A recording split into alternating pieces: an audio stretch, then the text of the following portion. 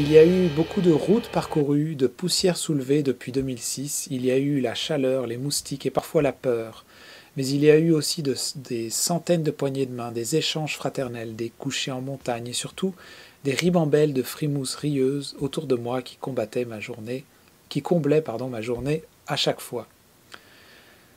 Ce sont les mots de Silvio Bourget qui nous assurent que tout est possible en Haïti malgré les difficultés qu'a pu vivre ce pays.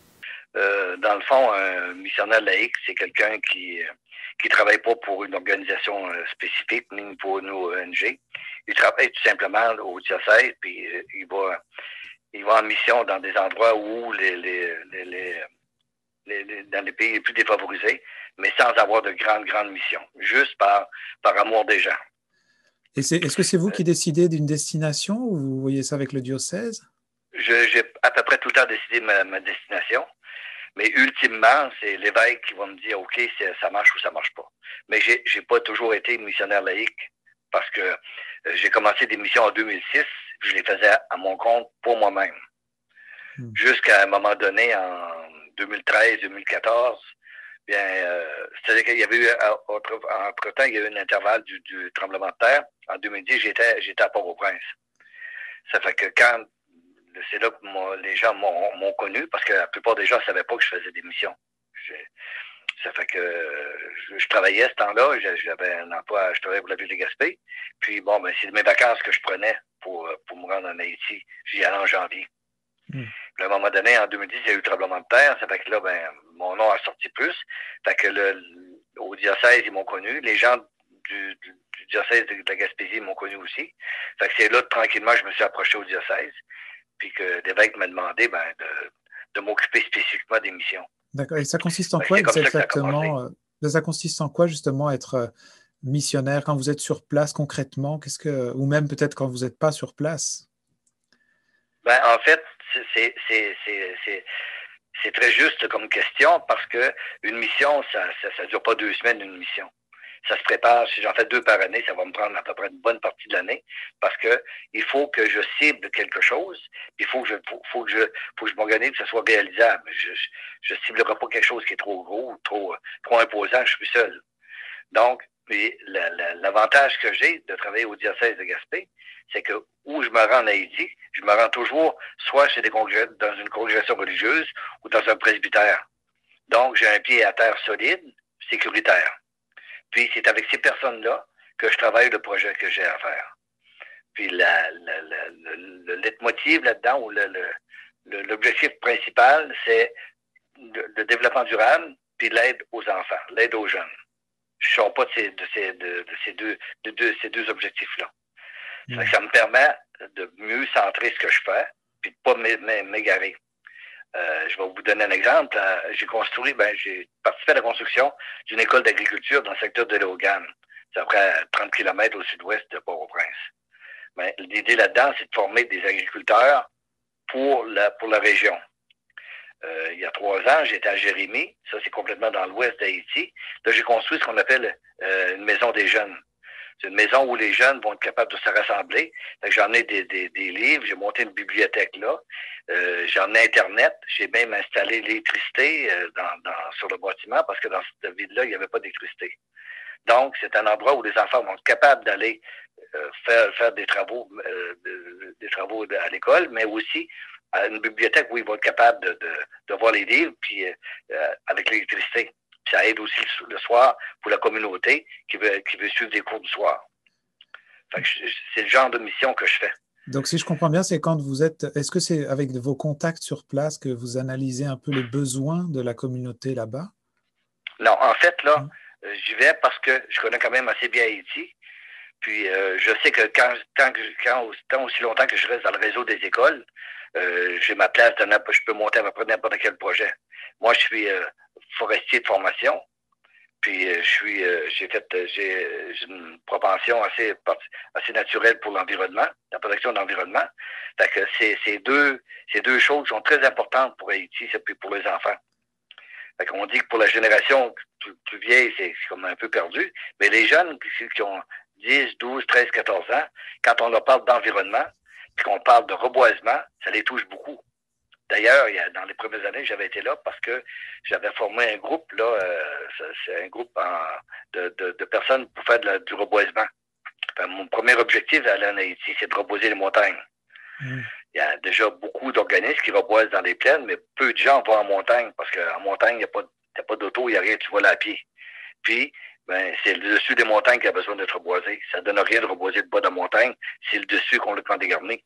Puis ça a fait que les gens ont quitté les montagnes, les paysans ont quitté les montagnes, se sont ramassés à Port-au-Prince, dans les grandes villes, puis là, ils végètent, ils font absolument rien, parce qu'un paysan, ça sait ni lire ni écrire. Mm. Ça n'a pas sa place à Port-au-Prince. Mais quand on va dans un village, là, on fait des pépinières. Fait qu'on amène des graines, on va dans un petit village qui est presque moribond, mais là, avec les paysans qui restent, on part la pépinière, on monte les graines, la responsabilité du chef du village à ce moment-là, c'est de s'organiser pour que la graine pousse, que ça devienne un arbre, on leur dit où reboiser après. Dans la saison des pluies, comme février-mars, là, ils reboisent ça, il pleut pendant un mois, 4-5 semaines, puis l'arbre est correct pour se poursuivre. Mm. Puis on a fait, c'est ce qu'on appelle de l'agroforesterie. On plante comme exemple des manguiers, qui va faire de l'ombre, qui va donner des mangues, puis qui va retenir le sol en montagne. C'est rien de compliqué, mais pour ces gens-là, c'est terriblement important quand on fait ça.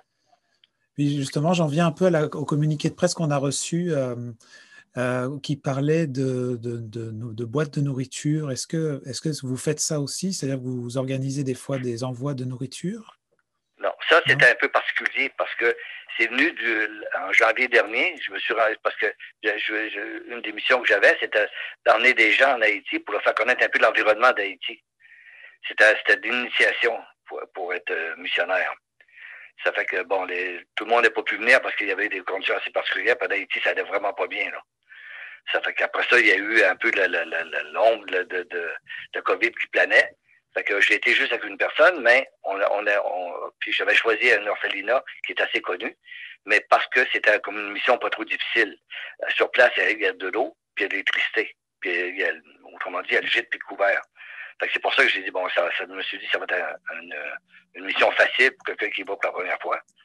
Mais je voulais pas juste faire ça. Ça fait que j'avais vu, sur Internet, j'avais vu qu'il y avait un espace qui servait de jardin qui était complètement à l'abandon.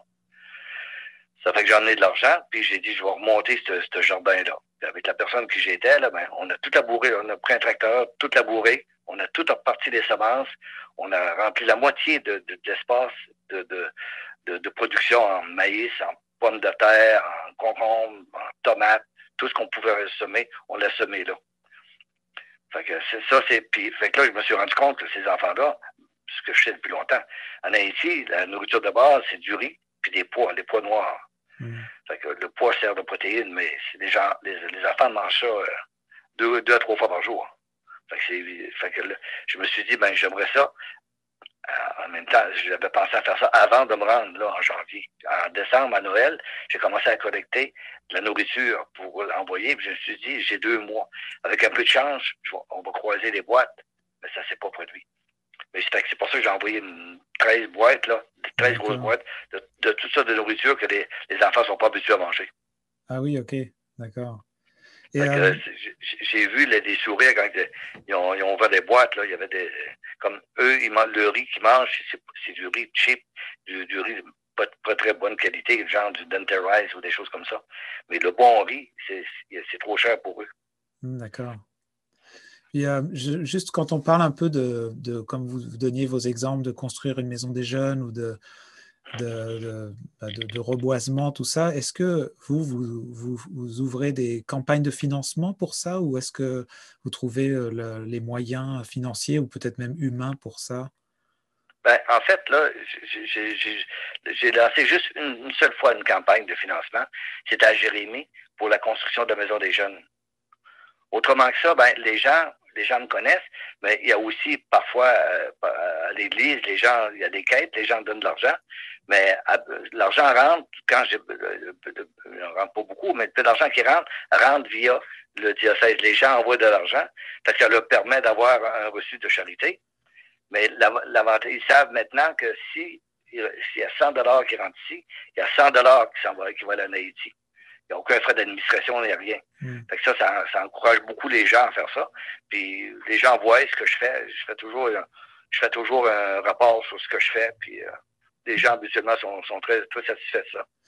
Et pour terminer, est-ce que c'est quoi vos projets, là, justement, en tant que missionnaire à venir? Vous parliez d'emmener des gens pour prendre un peu le relais, j'imagine, ou pour les former? Oui, en fait, c'est ça. C'est ça que j'aimerais parce que ça fait quand même près de 20 ans que je fais ça. Puis, bon, il n'y a pas une fatigue parce que toutes les fois qu'on va là, c'est sûr que c'est difficile parce qu'on mange pas bien, on dort pas bien, il fait chaud, les moustiques, etc. Très humide, mais il reste qu'après 20 ans, j'aimerais ça qu'il y avait sentir une relève, que j'avais quelqu'un dans le dos qui m'aiderait aussi. Puis que quand je quitterais, qu'il y avait une relève d'assuré. Ça, c'est ça mon rêve. Là. Au moins, je me dis, j'aurais pas fait ça pour rien. D'accord. Fait que l'année prochaine, il y a encore l'orphelinat, le foyer dans Mire.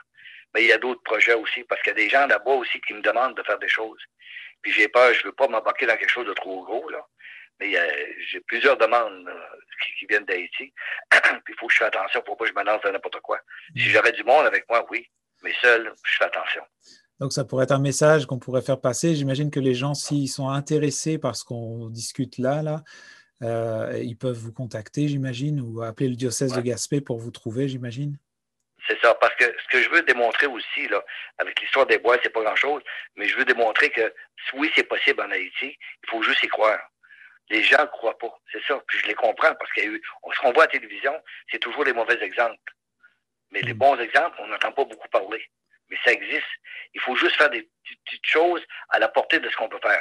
Dans une communauté, on fait un projet qu'on peut commencer puis terminer, puis qu'on peut suivre à distance. Pas commencer des choses qu'on ne peut pas terminer. C'est ça qui est important.